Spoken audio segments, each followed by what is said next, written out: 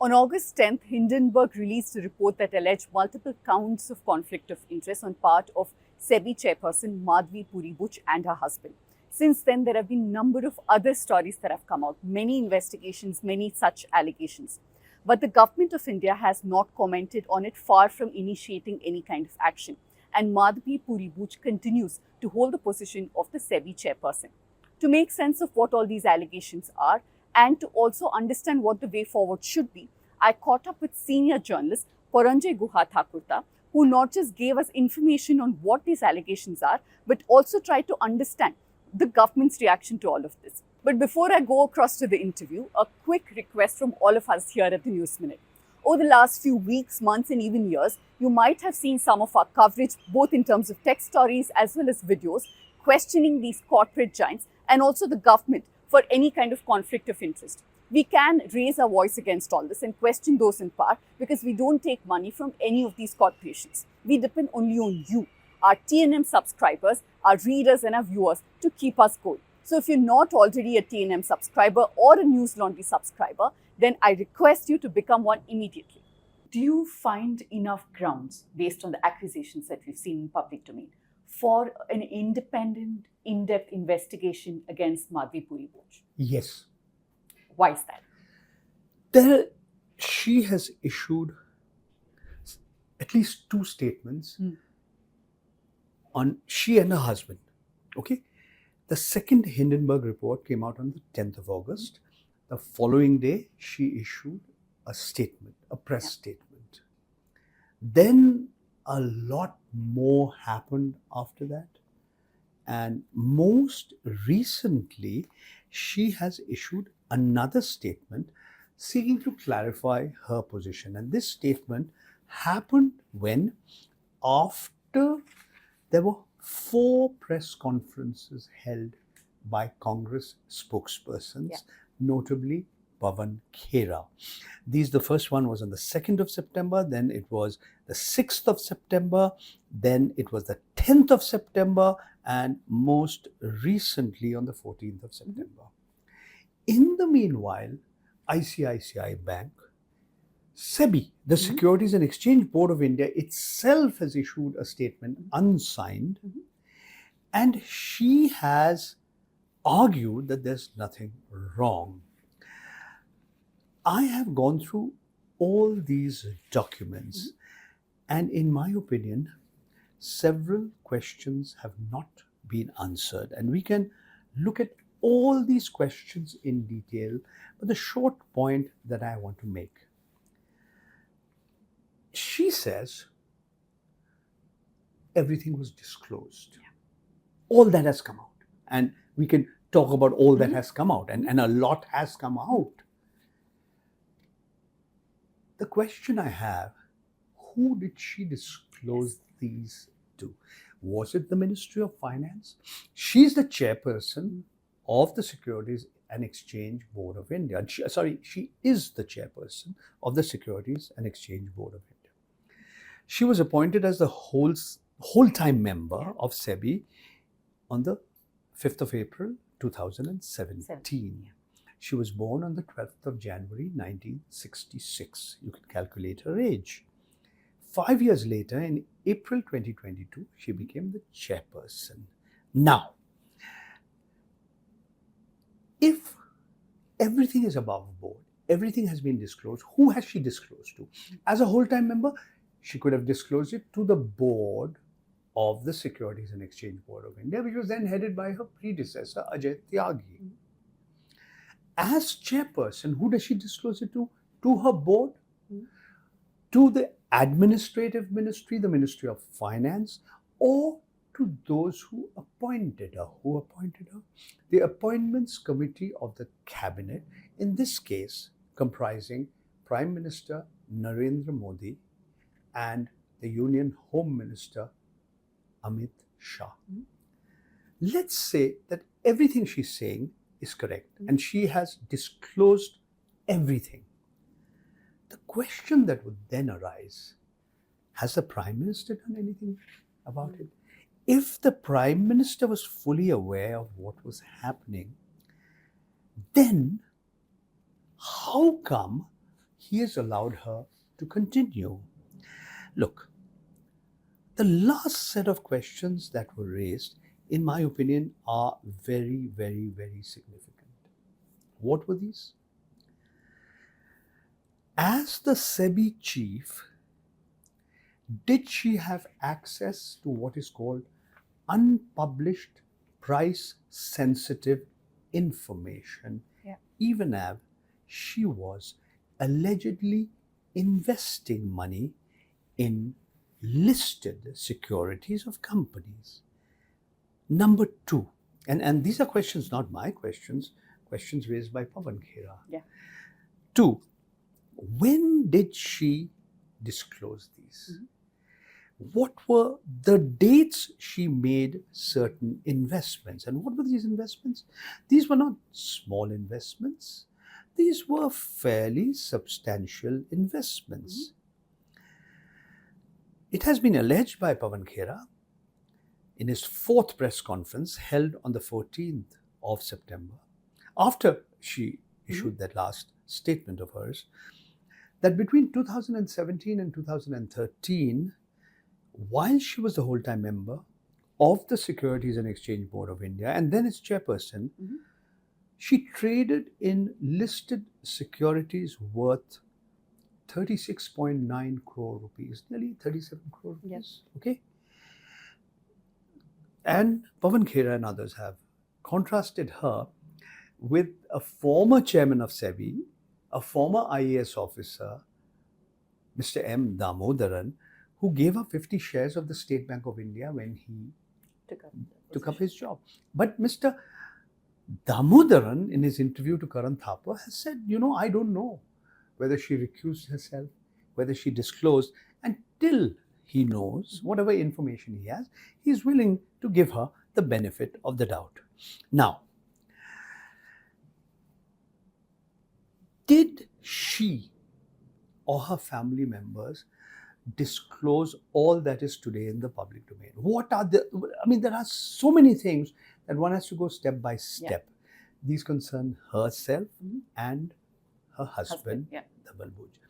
And in my opinion, it's not enough to say, we are qualified. I studied in St. Stephen's College, so did I. I worked, or I got a degree or a diploma from the Indian Institute of Management, Ahmedabad. Yes, I taught there for 19 years. How does it matter? Her husband long studied at the Indian Institute of Technology, Delhi, invests money in a fund with her because her childhood friend suggested that this be his childhood friend. And what is that investment? That investment is in a offshore fund called the Global Dynamic Opportunities Fund, of which Shri Anil Ahuja, the childhood friend of Mr. Dhaval Buch, was the CIO, the Chief Investment Officer. And this fund was kind of managed by IIFL Mumbai, which later became 361, name of the company. But the question is, why did she not write or disclose that Mr. Anil Ahuja was also a director of Adani Enterprises Limited, the flagship company or one of the flagship companies in the group? He's been an independent director of Adani Enterprises till the 31st of May 2019. Okay, fine. She owns property, lots of property. Very expensive property in Mumbai. Getting rent. I'm not saying off market, but getting a substantial rent from a company which is a part of the Wokhart group, controlled by the Khorakiwala family, and they happen to be living in that particular place. Now, what you're seeing is this property is held by Carol Info Services Limited, part of the Wokhart group. Fine, she's getting it. And she says, okay, I've disclosed everything. Fine. A few more points. And these are all very important. There are two entities. One is an Indian entity called Aghora Advisory Private Limited. She owns 99% of that company. She says it's dormant. But the information that has been given by Pawan Khera indicates it's not dormant. Yeah. That it's giving money as consultancy payments to Dhaval Buch, though it's 99% owned by Mrs. Madhabi Puri Buch, which has invested in several entities, including Mahindra and Mahindra, where, by the way, Mr. Dhaval Buch was also working. Yes. Dr. Reddy's Laboratories, Pidlite, etc., etc., etc. Let's not end here. There's the Singapore Agora as well. Ah, now you got that. The Singapore Agora is now very, very interesting. And that's called Agora Partners Pte Singapore. Yeah. What kind of involvement does she have? It has been alleged that she was a signatory to a bank account. Between 2017 and 2021, okay? She's already a full-time member. Yes, a whole-time member. Yes. Okay. Did she declare her foreign assets? To which agency of the government of India? The Ministry of Finance? To the Cabinet? To the Cabinet Secretariat? The question that would arise is, this particular fund, which was the Singapore-based fund, had invested money in the other funds which have strong interests in China. Yeah. At a time, India and China's relationship and the border or the line of actual control or the line of control in Ladakh, there were a lot of questions. And we were being told that TikTok bad, don't use TikTok. So these are questions that remain unanswered. I'm going to come to the ICICI Bank part. But before I come to the ICICI part, there is another very interesting part of it. She resigned from the directorship of ICICI Securities, which is a wholly owned subsidiary of ICICI Bank. And we can talk a little bit about retirement, resignation, superannuation, leave without pay. It's quite complicated. Yes. And of course, ESOPs. But she was supposedly on leave without pay from May 2011 to May 2013. And this was a period she was setting up the Singapore operations of Pacific Capital, which is a United Kingdom-based equity fund with which the son of National Security Advisor Shri Ajit Doval, his son's name is Shaurya Doval, has been associated with this entity. The question I have is, did ICICI Bank knew all of this? If it did, was it breach of ethics or not? Now, she said that, these ESOPs that she got, we can talk about the ESOPs, but let's just come back to that a little later. SEBI itself, the Securities and Exchange Board of India, has a certain code of conduct, which was put together in 2008. And these pertain to conflicts of interest. Yeah. And for the members of the board, Section 5 and Section 6. That's what we have. The question is, was there any violation? If she's the chairperson, who decides whether it was violated or not? Right. So these are all the questions that remain unanswered. Shall I talk a little bit about the ICICI? I want to quickly touch upon the Singapore Agora. Okay. Now, the tricky part of all of this is the fact that because they're based there is no way we can compel, we as in India or any of the Indian agencies can compel them to disclose the details of who benefited through the investments, how much money was made on whose behest. All we know is it made certain investments. And if you go by what Pawan Khera has disclosed, those investment includes several equity traded funds, among others, which have strong links with the People's Republic of China. Yeah. So the fact that there have been these seemingly opaque investments made, how much more of a reason is that for Madhabi Puri Buch, one, to step down? Two, who can really investigate so that this all comes out? You know, I believe this investigation has to take place in an independent manner. She's an interested party. Yeah. She says, I've recused myself from anything that has a possible conflict of interest. She says, I've disclosed everything. Yes. As we mentioned, we don't know who she's disclosed. But these are very blanket statements that she's made. Yes, they're Yeah. very general ones. Yeah. You know, malicious allegations, Yeah. false allegations, character assassination. I mean, these are very, very typical ones. But let's go into specific issues. Okay. The questions are, did she or did she not, as whole-time member, trade in listed securities? Yeah. Worth almost 37 crores. You know, I mean, these are very, very straight questions. Now, we don't know. I mean, Mr. Dhaval Buch, her husband, he got personal payments of 4.78 crore from Mahindra & Mahindra. And Agora, the so-called dormant company, got about 2.59 crore from Mahindra. Yeah. Now it doesn't matter, you know, whether he's from the Indian Institute of Technology, Delhi, or whether he's specialized in procurement for Hindustan Unilever, or if he's now an important consultant with Blackstone. Yeah. Blackstone is another conflict. We'll come to Blackstone. Yeah. But I wanted to make one point, and this is really on the ICICI Bank. First point, ICICI Bank at that particular point of time was headed by Mr. K.V. Kamath. Two of his so-called proteges have been controversial. Yeah. One lady actually has been accused of various crimes. And then we are, you know who I'm talking about? Who am I talking about? The director whose husband and wife, both of them are being investigated. That's correct. Chanda Kochar.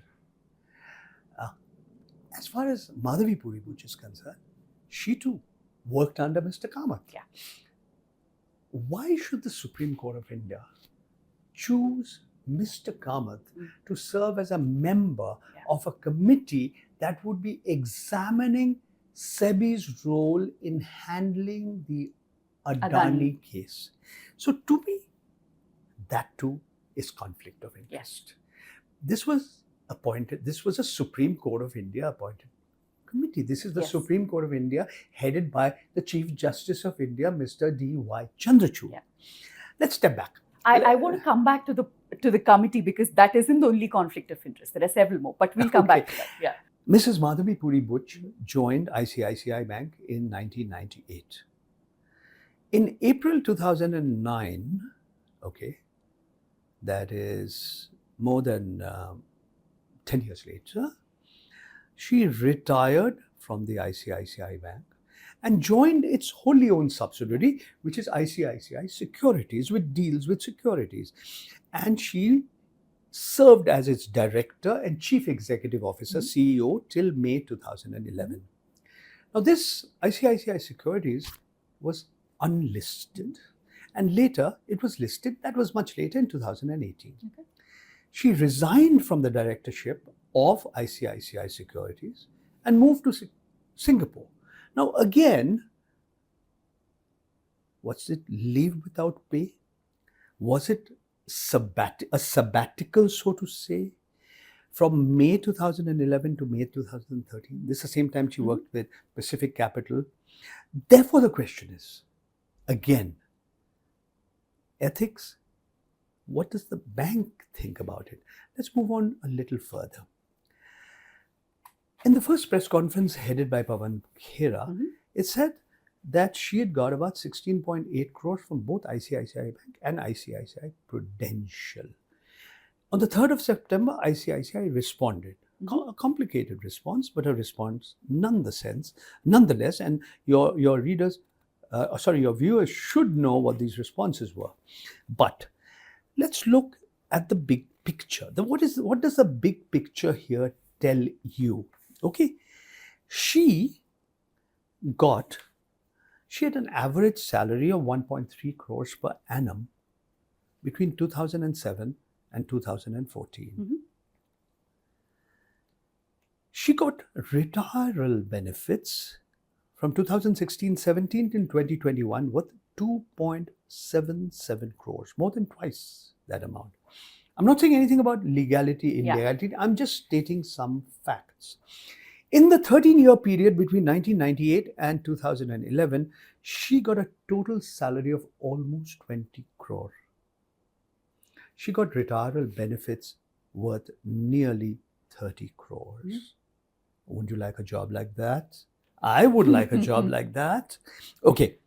Now, what is the ESOP? What is an ESOP? Employee Stock Option Plan or Employee Stock Option Program. There are different kinds of ESOPs. Now, one ESOP of the ICICI Bank Group is disclosed in the website of the Securities and Exchange Commission of the United States of America. There it says that ESOPs have to be exercised in 3 weeks. But what she has said that no, this policy has been revised, it has been revised, and she was able to exercise those ESOPs 8 years later. Now, the benefit of the higher share price accrued during her tenure as SEBI. Again, I am not saying anything about right, wrong, legal, illegal. All I'm saying, it seems to me as an outsider a little out of the ordinary. Right. The last question, and that's going to be the next press conference of Pavan Khera, the fifth one, whether she and her family members were ever in the past or now dealt with companies whose names were disclosed in the Panama Papers and the Paradise Papers. Right. So given this complicated, convoluted situation, what were the ESOPs? What were the ESOP plan? How did it change? Yeah. What were the disclosures? What were the recusals? I do believe that you need an independent panel to inquire. If the Supreme Court committee said what it did, and we'll talk about what the Supreme Court committee said, what is it? The government doesn't want a joint parliamentary committee. Then who should head that committee? Correct. How is it to be truly independent? How is it to be empowered to get all the information from all the persons concerned, including Mrs. Madhabi Puri Buch, including Dhaval Buch, including Shri K.V. Kamath and everybody else. So that is where there are several problematic questions. So the Supreme Court constituted committee, the 6-member committee, had 3 members who I wouldn't say have direct conflict of interest. Some do, some don't. K.V. Kamath is one person you mentioned. There was a petition put out and that was dismissed. By That's the Supreme correct. Court, Yes, right. yes, correct. But in view of what has come out now, we know that there is a conflict of interest between the Green chairperson, O.P. Bhatt and Adani because they've been in business together. Then Mr. Sundaresan, who's a lawyer, has worked with Adani in the past. So how can he be on that panel? And in view of... Is he a judge? He's not. He's a... So in view of the fact that there is also too many, shared interests, let's say, between Mr. Adani and the SEBI chairperson, can we even trust the documents provided by SEBI? Because all these people gave what they did to the Supreme Court in a sealed envelope, purely based on the documents they scrutinized provided by SEBI. So should we relook that entire investigation now? Personally, I think the Supreme Court should have a complete relook at that investigation in light of all that has happened, not just what the Congress Party spokesperson Pavan Khera, Praveen Chakravarti and others have disclosed, and the second Hindenburg report, which came out on the 10th of August. Now, let me suggest a few things. What did the Supreme Court dismiss?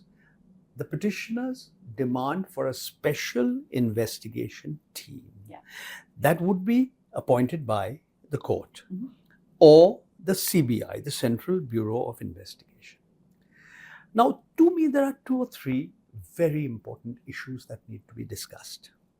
One is SEBI changed its rules. It's a complicated name. It's called the Foreign Portfolio Investors Regulations of 2014. These were changed. Some would say diluted.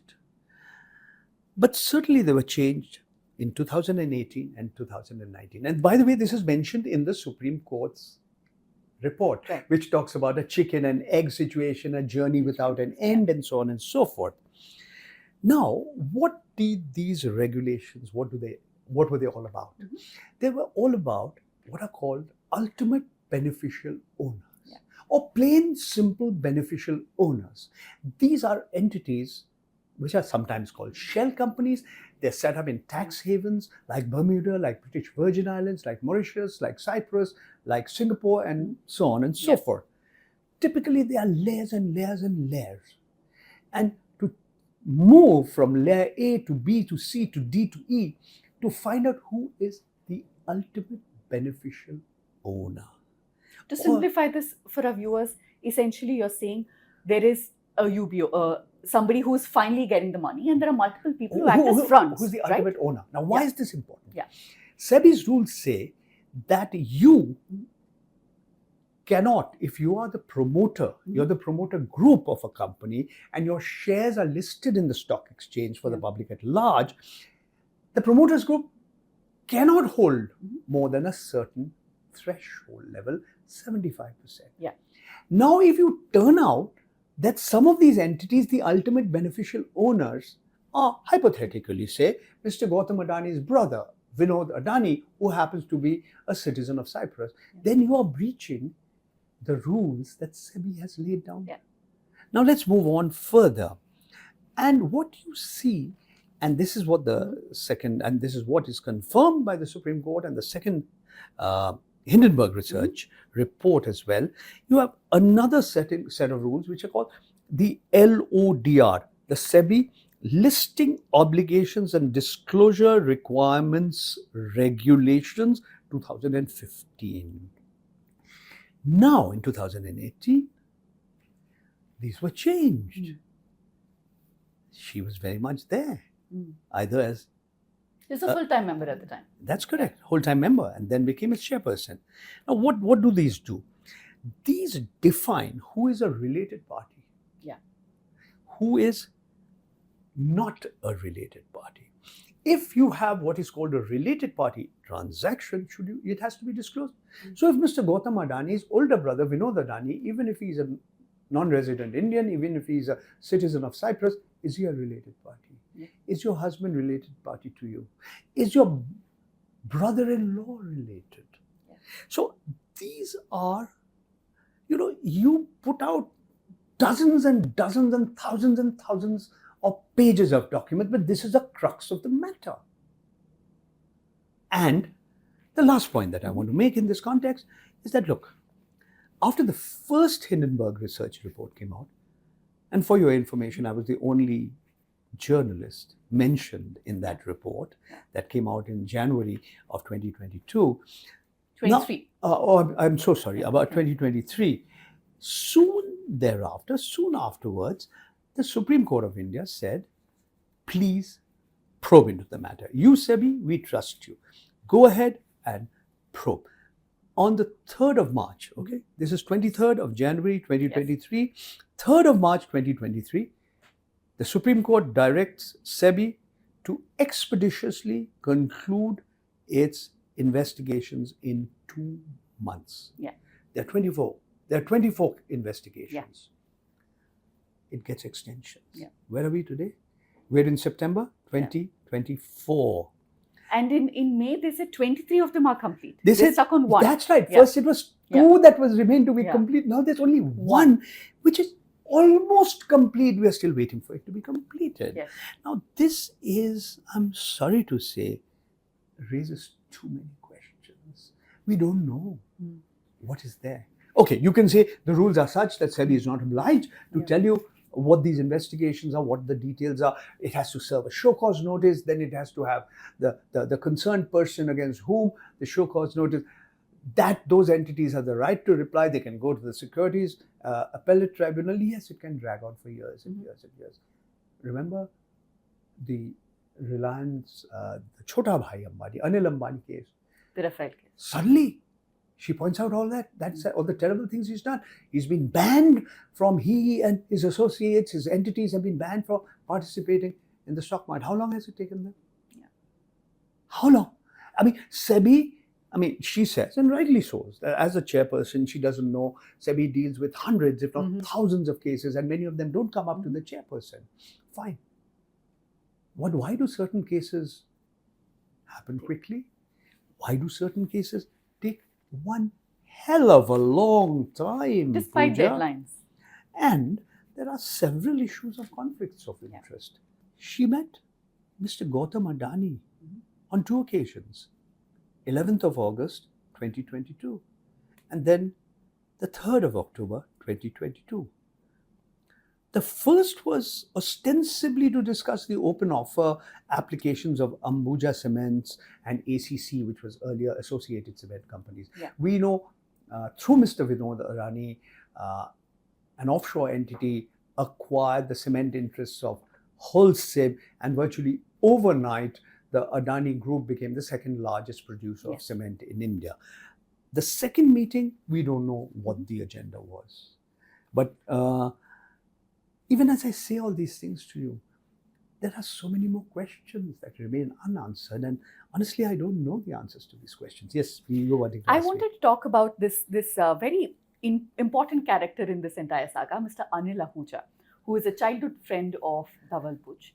And in the statement that the couple released on 11th of August after the second report, they say that he assured them that none of their investment was used in buying Adani fund. So there is no Adani Group shares. Adani Group shares. Securities, correct. And this is all they have in terms of a response to show that there is no conflict of interest. Okay. Please tell our viewers how many ways this is problematic. You know, I really don't know enough. But Mr. Anil Ahuja, the childhood friend, even before he joined apparently the Indian Institute of Technology in Delhi, childhood friend of Mr. Dhaval Buch. A school friend. Yes. Yeah. He happened to be the chief investment officer, as I mentioned earlier, of Global Dynamic Opportunities Fund, controlled through IIFL Mumbai, now named 361. But he was also a director of Adani Enterprises. The question is fine. Your childhood friend suggests that you invest in a particular fund. You know, there are hundreds and thousands of funds, but you take his advice very seriously and you invest it. Fine. It never thought of you to ask Mr. Ahuja that he was a director on Adani Enterprises Limited. Yeah. A so-called independent director all the way up to the 31st of May 2019. The larger question also, beyond this friend's testimony that it was not used to buy Adani shares. This is a company based in Mauritius. We do not have, Indian agencies have no way of verifying this claim. I'm going to say claim at this. Look, whether it's Singapore, whether it's Bermuda, whether it's Mauritius, unless the authorities of that country disclose the information. No, nobody is even asking them to disclose. You have to send letters rogatory through the Ministry of External Affairs. We also know what happened to the letters rogatory that were supposed to be issued on behalf of the Directorate of Revenue Intelligence. Yeah. What happened? That's another story altogether, Pooja. The short point is, you know, she's the custodian. She is the head of a regulatory authority. She's not just the first woman to hold that post. She's the first person who's not from the Indian Administrative Service to hold that post. So she's the first person with a background in the private sector to hold that post. Now, I'm not getting into good, bad, indifferent, right or wrong. I'm stating facts to you. Now, in the last 4 years, post-COVID, the number of persons, Indians, who have put some money in the stock exchanges, which are supposed to be booming, it has zoomed. It used to be roughly about 20 million or 2 crore rupees 4 years ago, and it is roughly about 100 million or 10 crore at present. So 10 crore Indians out of 240 crore Indians. sorry, 140 crore, my numbers are getting mixed up, 140 crore Indians, out of 140 crore Indians, about a crore of Indians, about 10 crore Indians have some investments in the equity markets and the stock exchanges. Now, many people who get pensions, many people who've parked their savings in mutual funds, many persons with retirement benefits, provident fund benefits, a part of that money is being invested in the stock exchanges. Yeah. She, as the SEBI chief, has laid down this series of very, very strict guidelines about disclosure, about adherence to norms, about transparency norms. And good that she's done it. Will she use, or is she using, the same yardsticks for herself, for her husband, for the companies with which they have been associated? These are the questions that remain unanswered. I want to ask you a question about the government's reaction, which has been nothing so far. 10th of August is when the Hindenburg second report came out. Today's the 15th of September.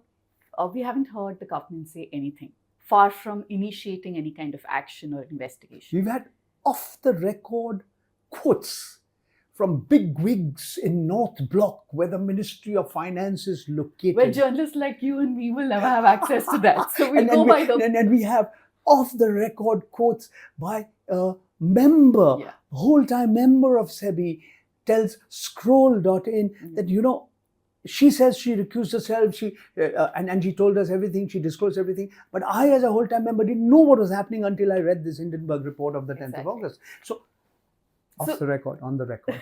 So the fact remains, why do you think the government is so reluctant to even initiate an investigation? I can only guess. I'm not the government. Of course. Never will be. I can only guess that maybe they think that more muck will come out. There's a Bengali saying, Kecho khurte giye shap beriye elo, that you were digging for earthworms, but a snake came out. Right. So all of you might know. I want to make another comment. And this is, she has pointed out, rightly so, that all this information is given in her income tax returns. Yes. But whoever has leaked out her income tax returns have breached her privacy. Your income tax return, my income tax return, is supposed to be a private document. So who disclosed it? It is supposed to be in the custody of the income tax authorities. So Pawan Khera was asked this question. And he said, look, I don't know who's leaked her income tax returns. I haven't given her income tax returns. But she says so, and she's probably right. I believe her that all this information has been obtained from her income tax records. I want to make a disclosure to you, a personal disclosure. In February 2021, I happened to have an off-the-record conversation with a very, very wealthy Indian. And this very, very wealthy Indian, his lawyers happened to have instituted defamation cases against me. In the course of a conversation where there were several of us present, there were 5 people present on that occasion. At one point of time, this honorable gentleman started reading out from a piece of paper entries from my bank statement. The question I have, and I don't know the answer, did he have access to my income tax records? Because I know the income tax department has the right to go to my bank and say, I want to scrutinize my bank statement. When I appeared before the enforcement directorate in the case pertaining to NewsClick, they had my income tax records. They asked for my bank statement for the last 10 years. How did it reach this private citizen? They are not private citizens. The ED is not a private citizen. No, the gentleman that you're talking about is a private citizen. I think he is, but he's a very important private citizen. Don't ask me more questions because I won't tell you anything more. But I was sworn to secrecy. Oh, you were? That meeting, yes. Well, but that brings me back to, is Modi and Nirmala Sitharaman answerable? Where is Nirmala Sitharaman? She's in Coimbatore last year. I mean, she said something to one person, made some complaint that there was a GST on a bread roll, there was a GST on butter, but if you had a bread roll with butter, then the GST is higher. 18%. And then he apparently withdrew that statement. Apologize. Yes, he said, I'm sorry I made this kind of a statement. So I think she knows more about this. But I'm not aware of our Honorable Finance Minister, Mrs. Nirmala Sitharaman. But is she answerable? Is Mr. Modi answerable? Is this their business to make a comment? Should the country expect a remark from them? Or is this something that they can get away without remarking like they have so far? I think she should answer. Very honestly, I don't think, I stand corrected, I may be wrong, but the Appointments Committee of the Cabinet, which appointed Mrs. Madhabi Puri Buch to the post of chairperson of the Securities and Exchange Board of India, I do not know if she was there. But I know for sure that the Prime Minister, Mr. Narendra Modi, and the Home Minister, Mr. Amit Shah, was a part of that. Very often, the ACC, or the Appointments Committee of the Cabinet, also includes other ministers. In this case, I don't know enough to give you more. I can't say any more. All I know is that on the board of SEBI are representatives of the Ministry of Finance and the Reserve Bank of India. And if you want to go, SEBI is an independent and autonomous, it's a quasi-judicial, it's an institution in itself, it's a regulator. But it comes still within the administrative ambit of the Ministry of Finance. So I do believe at some point of time, she should answer these questions. But we don't know really who is accountable. I'll give you another example, completely unrelated. We have a Lokpal, and the Lokpal is supposed to even deal with cases or allegations of corruption against the highest in the land, the Prime Minister of India included.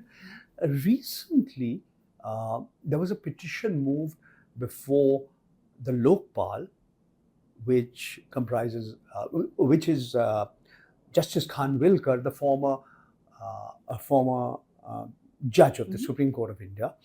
Justice Khanwilkar had to deal with a petition saying that the Prime Minister has alleged that there were tempo loads of cash that went from Mr. Adani and from Mr. Ambani to Mr. Rahul Gandhi, and there should be an investigation because it's, after all, the Prime Minister.